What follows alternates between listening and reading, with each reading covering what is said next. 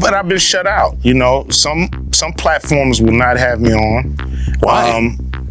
They don't like that I'm, you know, an independent thinker. I'm not part of the herd.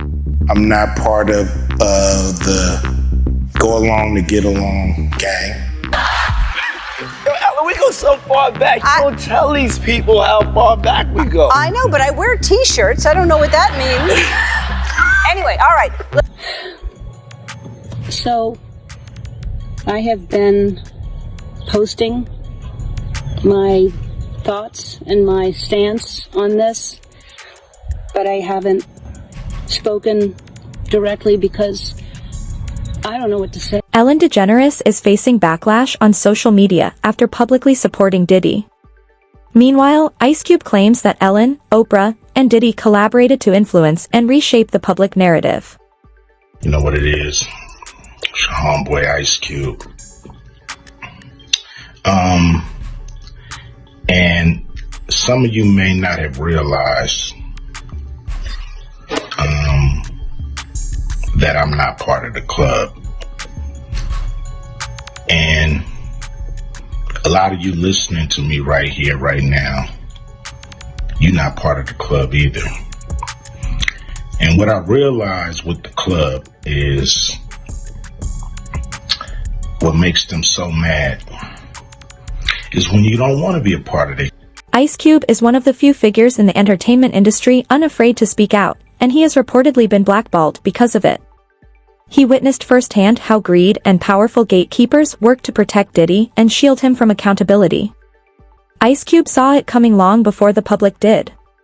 He knew it was only a matter of time before Ellen began misleading people again, and he understood that speaking up would come with serious consequences. I'm talking about the club of gatekeepers that we all got to deal with. You know who they are, and they definitely know who they are. A lot of people would be like, what? Who? Come on, man, stop playing. So, ever since I put out the contract with Black America, you know they've been here and there, this and that. But it's cool, you know. I expect that. Ellen and Diddy have a long history.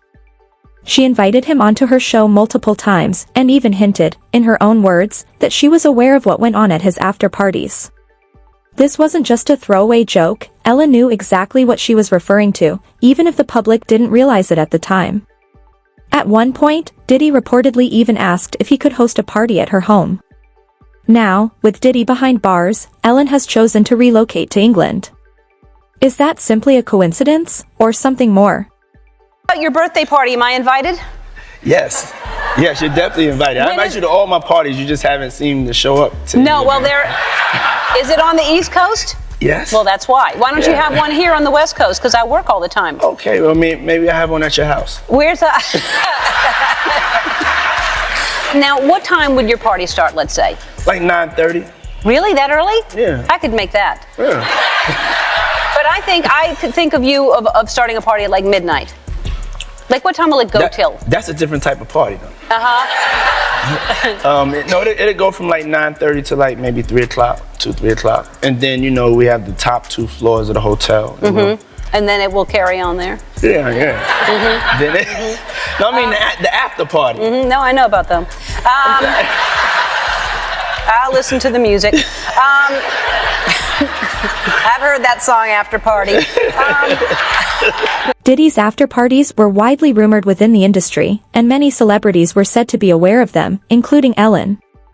According to claims circulating online, Diddy appeared to trust her enough to ask about hosting one of his parties at her home. Now, as Diddy faces investigation, Ellen's decision to move to England has raised eyebrows for some. Critics are questioning whether the timing is truly a coincidence or an attempt to distance herself from the controversy. She sounded so sincere, didn't she? Very she sincere. Virtually choke on her words. But the best one for me is Ellen DeGeneres, who is, by the way, a very nasty person. I've had dealings with her in Australia. Could I tell you some stories about that cow?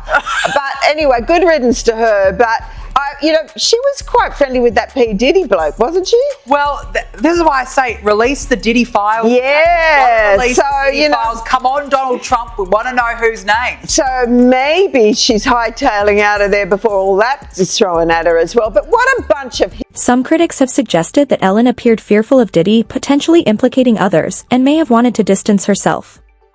Around the start of the trial, she noticeably changed her appearance and stepped away from social media, which only fueled speculation. Ellen has been linked by rumors to Diddy's parties, events said to have involved some of the most powerful figures in the world. According to these claims, she may have worried about what could surface if evidence or recordings were ever released.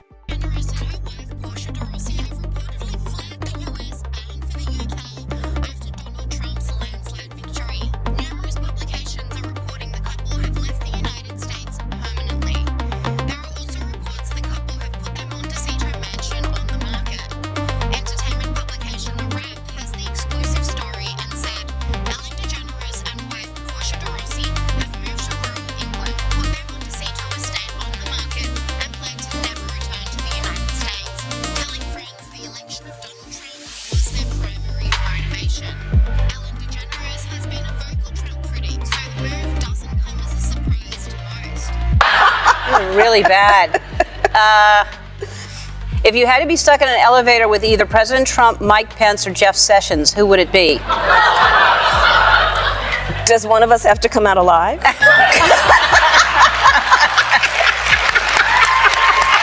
Ellen DeGeneres has been seen rocking a new hair color since moving to the UK.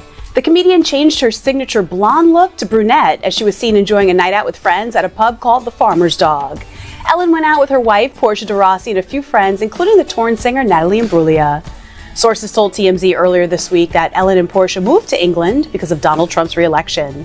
They have reportedly settled into their new home in the southwest region of England, but they purchased the property before the... Some critics argue that the secrets Ellen may be hiding go far beyond questionable behavior at parties.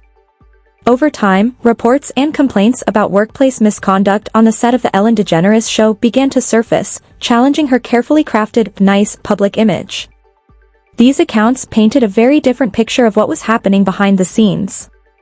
Observers have drawn parallels to Diddy's public persona as well, someone who appeared fun and charismatic on the surface, but was later accused of being something far darker away from the spotlight.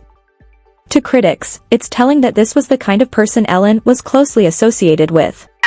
Yo, Ellen, we go so far back. You don't tell these people how far back we go. I know, but I wear t-shirts. I don't know what that means.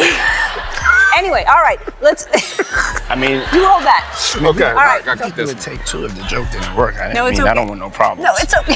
No, hold on. Hey, so, cheers. Hey! Ellen, I heard you were sick, and look what I got you. Take note of the man standing behind Diddy and Ellen. This is where the story takes a darker and more sensitive turn.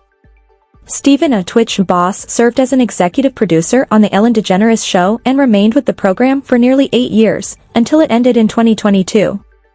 On December 13, 2022, Twitch died by suicide, shocking fans and colleagues alike. While the cause behind his decision has never been publicly confirmed, online speculation later emerged claiming that a note was recovered in which he allegedly expressed grievances connected to the show. These claims, however, have not been substantiated by verified sources. For tonight about the tragic suicide of Steven Twitch boss and the detailed steps he took to hide his plans. TMZ is reporting when Twitch left his home the day before his suicide, he took an Uber to a motel about a mile away. At the motel, he switched his phone to airplane mode so no one could reach him. The motel manager says he checked in under his own name and never left his room. We also now know that Twitch left his note. Details have not been made public, but TMZ reports the note alluded to challenges Twitch had faced in the past. Entertainer Tyler Perry knows firsthand what that is like. I want to take you back to a time in my life where I tried to commit suicide a couple of times because it was so dark. I thought the only way to make this better, this pain go away, is to end my life.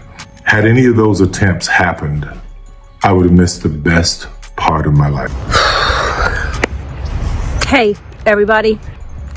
Everyone is in pain, and trying to make sense of it, and we'll never make sense of it.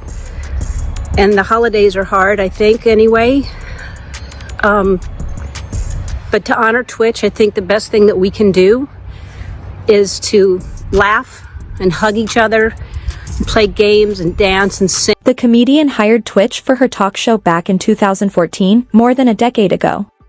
A decade ago, I met someone who changed my life and our show. And I'm talking about you, Twitch. Come here.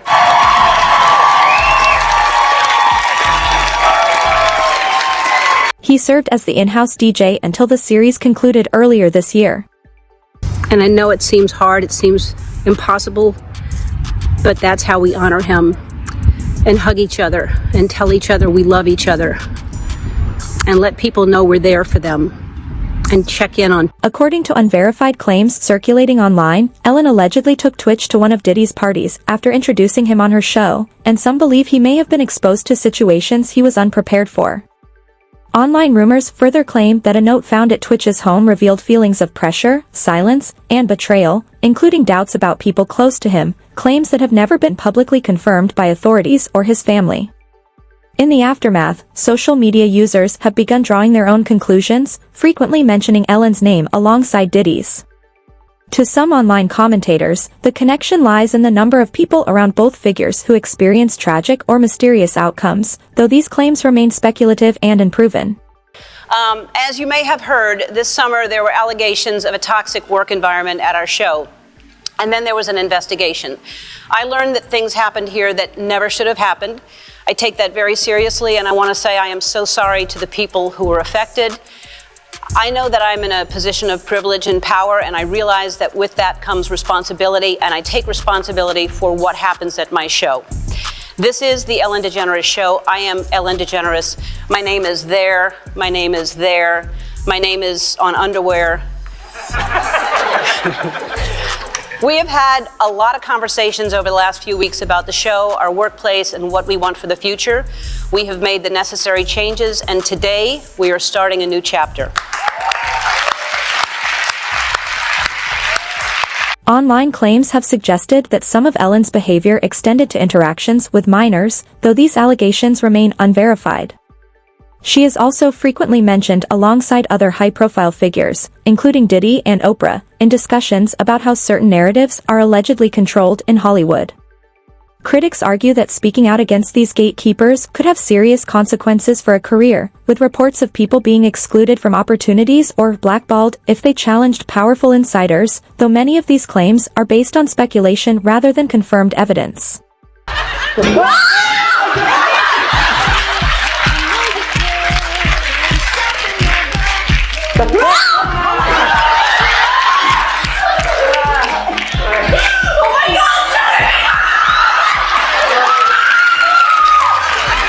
Been shut out, you know. Some platforms will not have me on. Why? They don't like that I'm, you know, an independent thinker. I'm not part of the herd. I'm not part of the go along to get along gang, so to speak. So, you know, I'm an outsider. And so, you know, I'm not part of the club. But I've been excluded. I've been excluded on Oprah, you know. On Oprah? On Oprah, yeah, I've been excluded. Yeah, man. I would think you'd be the person Oprah would want to promote. I mean, you grew up in South Central, you were successful at a young age, you have dignity, you say what you think. Like, I thought that was the goal. Almost 40 years rocking the mic. You still killing the gun. And I'm going to tell you right now, me and Dub C ain't never been to a Diddy party, mother.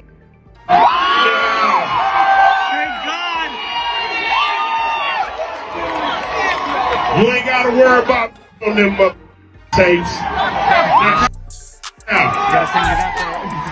Ice Cube spoke about this in detail, explaining that the moment he began speaking out against these powerful figures, many of his so-called friends distanced themselves. The same people who had once eagerly wanted him on their projects suddenly started avoiding him. He described it as feeling like a coordinated effort to silence anyone willing to speak the truth.